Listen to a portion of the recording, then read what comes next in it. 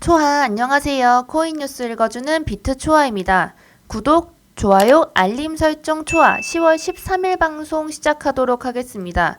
우선 오늘 9시 반에 CPI 발표가 있습니다. 그래서 그와 더불어서 지금 비트의 움직임이 어떠한지, 그리고 CPI가 발표가 됐을 때 어떤 움직임이 있을지 다시 한번 짚어보도록 하고요. 이런 장에서는 이제 제가 말씀드리다시피 정말 아래 저점에서 모아간다. 그래서 어떤 코인이 장투로 좀 높은 상승을 가져다 줄 수 있을지 그런 것들도 같이 체크해보면 좋겠습니다. 그리고 PPI 발표가 우리 아무래도 있었어요. 어제 9시 반에 있었고 이 회의록도 새벽 3시에 발표를 했기 때문에 이 두 가지도 같이 살펴보고 전체적으로 이제 또 호재가 무엇이 있는지 같이 체크해보면서 이제 제가 말씀드린 코인이 오를지 같이 좀 확인해 보시면 좋을 것 같습니다. 우선 비트코인 1일봉입니다. 이제 일봉상으로 보시면 지금 계속 움직임이 없죠. 이때부터 계속 움직임이 없다라고 보여지고 이 박스권 안에서 계속 이제 횡보를 하고 있는 모습 보여주고 있습니다. 그리고 멀리서 보시면 이제 이게 하락했던 라인에서 지속적인 횡보를 보여준다고 한다면 이 횡보 속에서 다시 한번 또 하락이 2차 하락이 올 수 있다. 이것은 좀 아실 거예요. 게다가 지금 이 상승 추세를 우리 7일날 발표되었던 고용지표가 너무 좋게 나오면서 금리 인상을 세게 단행할 수 있다라는 이제 불안감 때문에 여기를 뚫고 내려갔었다. 그래서 이때 CPI 때 더 이제 주목해봐야 한다 이런 말씀을 드렸었는데 지금 위치가 사실 딱 그런 중간에서 지금 계속 왔다 갔다 하면서 이 라인을 계속 지켜주는 모습을 보여줍니다. 지금 1시간으로 다시 본다면요. 시간봉상으로 다시 볼게요. 시간봉상으로 보시면 지금 위치 지금 계속 여기 안에 박스권 안에서 계속 횡보하는 모습을 보여주고 있습니다. 이렇게 특히나 가벼운 상태에서는 이제 우리 개인에 의해서 계속 움직이는 장이다라고 말씀을 드렸는데 개인 투자자분들은 무엇보다도 이런 소식에 굉장히 민감하기 때문에 소식 하나에 굉장히 이제 급등락을 결정할 수 있습니다. 그런 것들 잘 지금 살펴보시면 좋은 그런 장이라고 생각이 되고요. 그리고 빗썸에서 오늘 지금 비트코인 SV가 잠시 동안 입출금이 정지가 됐습니다. 그 정지가 되면서 또 많은 상승을 왔다가 다시 좀 제자리로 돌아가고 있는 이런 모습인데 제가 저번부터 계속 말씀드렸는데 이렇게 입출금이 정지되거나 이제 문제가 있거나 이런 네트워킹에 문제가 있거나 이런 코인들을 만약에 사게 된다면 이 매도를 잘 못하게 될 경우가 많기 때문에 굉장히 유의해서 투자하실 거면 정말 유의해서 정말 소액으로 정말 조금만 하시는 것들 추천드렸죠. 이런 것들은 매도하기가 어렵기 때문에 잘 확인하시고 매수 하시길 바랍니다. 자, 그리고 PPI를 좀 볼 건데요. 우선 어제 9시 반에 나왔는데 지금 보시다시피 예상치보다 높게 나왔습니다. 생산자 물가 지수라는 것은 이제 물건을 뭔가 만들 때 생산자들 입장에서 물가가 얼마나 올랐는지를 표현하는 거죠. 다른 것들도 다 올랐지만 여기서 가장 중요한 것은 아무래도 근원 PPI인데요. 근원 PPI가 전년 동월과 비교하면 5.6%가 올랐다고 합니다. 역시나 전월 대비 상승률도 이제 전망치보다 높았다.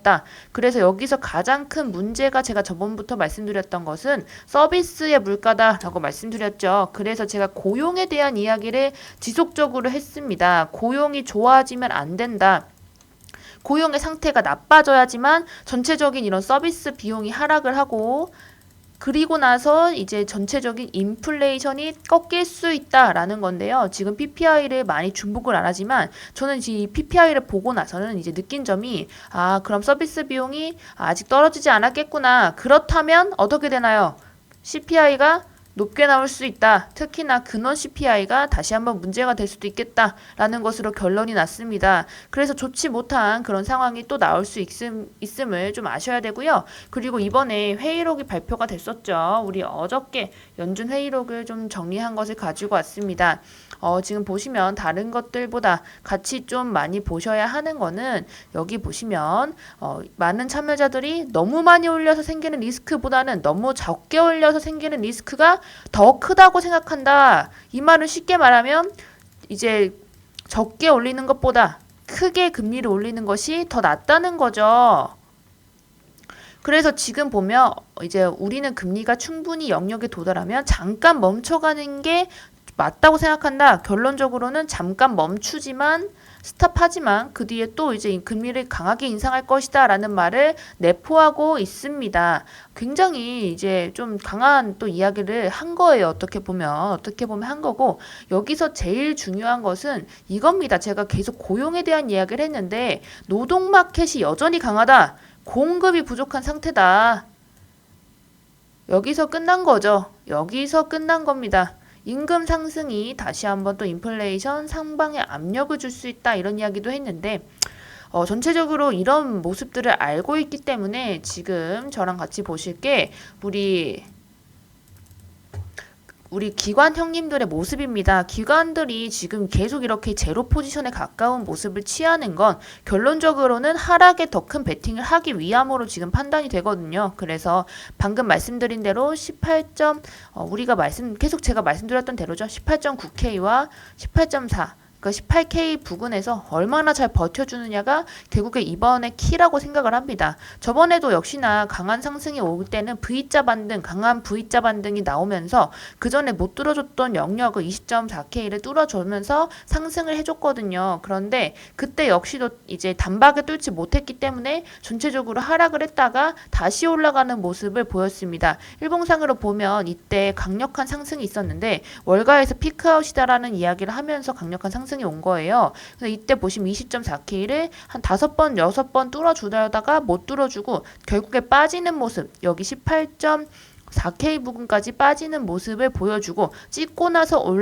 올랐던 모습 보여줬습니다. 지금 역시도 사실 그런 일환이라고 생각을 하면 되고 20.4K를 4번 정도 찍었는데 못 올라줬어요. 그래서 여기서 또 빠진 다음에 여기에서 길을 모은 다음에 그 전에서 여기 올려줬던 부분에서 다시 올려줄 수 있을지 그것을 같이 체크해 보시면 좋을 것 같습니다. 그럼 지금 같은 상황에서 어떤 코인을 사야 하느냐, 지금까지 잘 맞췄으니까 또 알려주세요 라고 말씀하신다면 저는 리플에 대한 이야기를 좀 하고 싶습니다. 안 그래도 리플이 지금 소송이 아무래도 해결이 될 것이다, 2023년 상반기까지 해결될 것으로 전망이 된다 라는 뉴스들을 많이 보셨을 거예요. 그래서 이것은 패스하도록 하고, 자, 이것도 같이 보실 겁니다. 빗썸이 영국 파운드 급락한 날 비트코인의 거래량이 10배가 상승했다. 그래서 대체 자산으로 부각할 가능성이 있다. 라는 이야기를 했습니다. 이것 자체가 굉장히 코인에게는 호재라고 생각을 하거든요. 호재라고 하기보다는 원래는 코인이 이렇게 전체적인 상황이 안 좋을 때 그러려고 있는 겁니다. 원래 그러려고 만들어진 아이인데 사실 그동안 소명을 다 하지 못하고 의형제를 맺었다라는 이야기를 돌 정도로 나스닥과 붙어가는 모습 보여줬어요. 그 이유가 뭐라고 했죠? 이제 포트폴리오 상에 이제 유동성이 큰 아이들이 가장 먼저 버려지기 때문이다. 다른 부동산이나 이런 전부 다 안 좋기 때문에 주식과 코인이 같이 가기 때문이다. 라는 이야기를 했었어요. 그쵸? 그래서 이 포트폴리오 상에 그렇게 됐다라고 보여지고, 이 와중에 우리가 가장 좀 체크하면 좋은 것이 결국엔 이 대체 자산으로서의 아니면 해지의 이제 그런 모습으로서의 역할이 중요한데, 지금 아무래도 지금 미국과 EU에서는 이것을 조금 더 눌러주고자 하는 힘이 강했다. 그전엔 강했다. 그리고 이제 중국과 러시아 같은 신흥 경제국이 그러면 우리는 이런 중앙화가 된 것으로 이길 수 없으니까 코인 쪽으로 조금 발을 돌려보겠다 라면서 CBDC나 이런 발행을 촉구했던 적이 있어요. 그렇죠? 그런 것들 모두 다 송금 코인에 관련된 호재라고 제가 말씀을 드렸습니다. 그래서 이렇게 전체적으로 대치 자산이라든지 아니면 어떤 결제에 대한 이야기가 지금 시장에 많습니다. 특히나 구글 클라우드에서 아무래도 코인베이스와 같이 해서 우리 또 이제 파트너십을 체결을 하고 그리고 나서 결제 같은 것을 코인으로 통해서 하겠다는 이야기를 했습니다. 사실 코인 지금 우리가 알아야 되는 게 원래 구글 클라우드가 점유율이 7.1% 정도밖에 되지 않아요. 그래서 많은 분들께서 어차피 아마존 웹 서비스 AWS나 MS 애저 알리바바 클라우드 등보다도 좀 떨어지는 모습이기 때문에 크게 호재가 아니라고 생각을 하지만 제가 말씀드리고 싶은 건 과연 여기서 끝날 것인가입니다. 지금 현재 쓰임으로 선택이 된 아이들은 지금 보시다시피 비트코인 캐시, 도지코인, 이더리움 라이트코인이라고 나와져 있는데 여기에 플러스가 될 아이가 과연 무엇일지 생각해 보셨나요 혹시?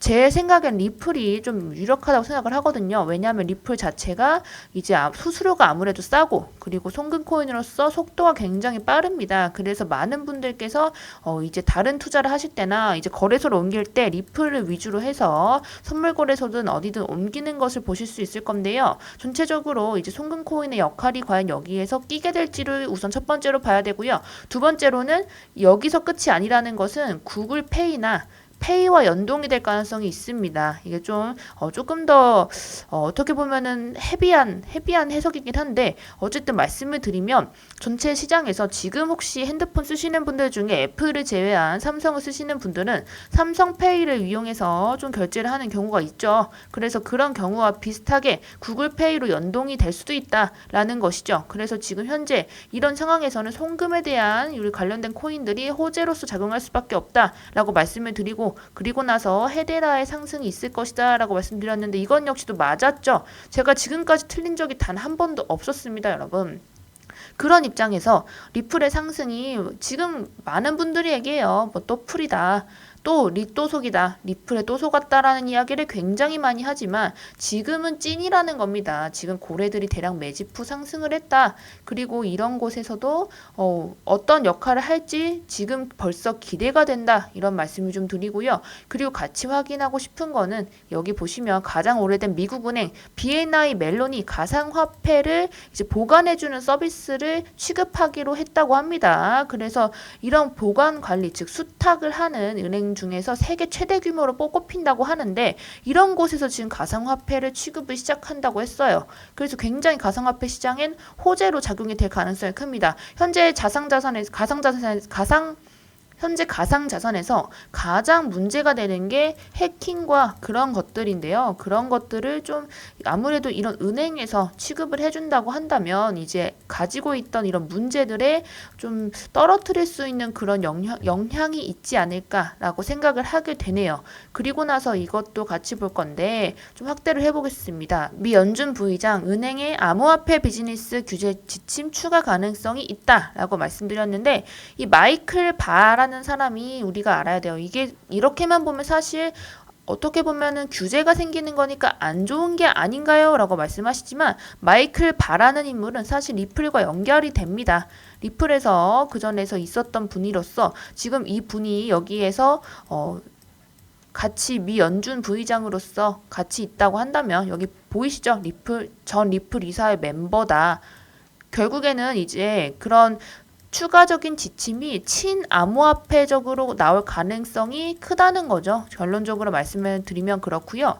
친암호화폐에서 이런 모습을 보여주는 것 자체가 전체적으로 시장에 이제 우리를 보호하는 투자자들을 보호하는 그런 모습이 지침으로서 가는 그런 모습을 가질 거고 뭐 강하게 규제를 한다거나 이럴 거는 아니다라고 보여지죠. 왜냐하면 이 인물 자체가 그런 사람들로 지금 뽑았기 때문입니다. 그래서 그런 모습을 보여주고 아무래도 이제 암호화폐 시장에 투자를 한 사람들이 표를 조금 투표심을 좀 많이 가지고 있을 거고 그런 입장에서 지금 우리 11월에 중간 선거가 있기 때문에 강력한 규제를 하기는 아직은 좀 힘들죠. 그래서 이런 미국 입장에서 사실 암호화폐가 떠오르게 된다면 본인들의 입장에서 안 좋은 상황이에요. 왜냐하면 달러를 대적할 수 있는 달러 해지 수단으로서 떠오르는 거기 때문에 이게 사실 오르면 좋지 않지만 그래도 지금 표나 이런 전체적인 문제들로 인해서 암호화폐 시장에 강력한 압력을 가할 수는 없어요. 그래서 대신 선택한 것이 아무래도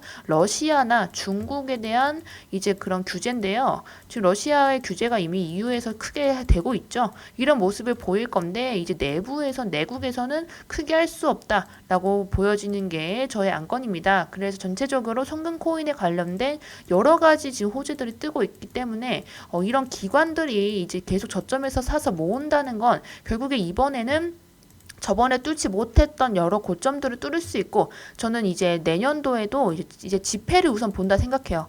지폐를 먼저 보고 플러스 곱하기로 뭐 2,000원대로 충분히 갈 수 있다 생각하거든요. 그래서 지금의 정말 이런 등락이 중요한 것이 아니다. 그래서 지금 입장에서는 어쨌든 지금 암호화폐 시장을 투자한 것 자체가 새로운 시대를 위해서 이제 우리가 투자한 거 아닙니까? 그래서 전체적으로 이렇게 지금은 힘이 없는 그런 모습이지만 이런 모습이 결국 돈의 흐름이 암호화폐 시장으로 간다라는 것은 정말 부정할 수 없는 사실이기 때문에 같이 이제 확인을 하시고 매수 매도 잘 하시면서 저점에서 모아간다. 이것은 없는 돈 샘친다. 이렇게 좀 생각하시면 좋을 것 같아요. 결국에 장기 투자가 나중에 큰 이득을 많이 안겨다 주는 경험을 많이 했거든요. 그래서 많은 분들께서도 경험해보셨으면 좋겠습니다.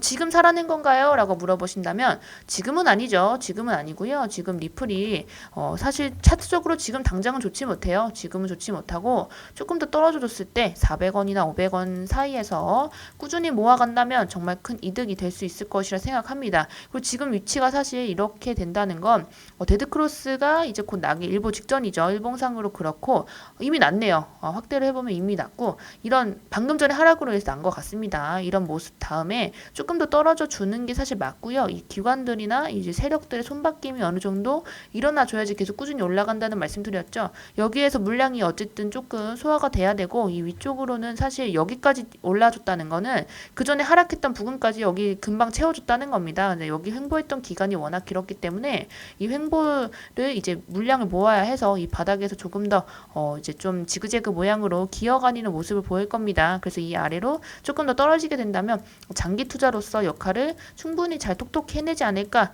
이런 역할을 생각해 보고요. 이 쓰임 자체가 이제 리플이 굉장히 많아요. 이제 선물 거래소나 다른 거래소로 이동할 때 리플만한 게 없기 때문에 같이 좀 체크해 보시면 좋을 것 같습니다. 자, 오늘도 지금 읽어주셔서 감사드리고요. 내일은 CPI 발표 이후에 방송이기 때문에 내일은 이런 이제 시장 현황이나 어떻게 해야 되는지 더 자세히 말씀드릴 수 있을 것 같습니다. 자, 지금까지 봐주셔서 감사드리고요. 저는 비트초아였습니다. 좋아요, 구독, 알림 설정 부탁드리겠습니다. 그리고 제 비트초아 이름을 치시면 아래 하단부에 이런 영상 아래에 이렇게 같이 오픈 카카오톡 비밀번호와 같이 이제 함께 하실 수 있는 것들이 나옵니다. 이제 들어오셔서 같이 매수 하실 때 많은 정보 얻어 가시면 이제 좀 도움이 되실 것 같고요. 그리고 아래 보시면 여기 어플도 하고 있습니다. 같이 보시고 시황 같이 분석하신 다음에 매수 매도 타점 잘 챙겨 가시면 좋겠습니다. 자, 오늘도 감사합니다. 오늘도 화이팅!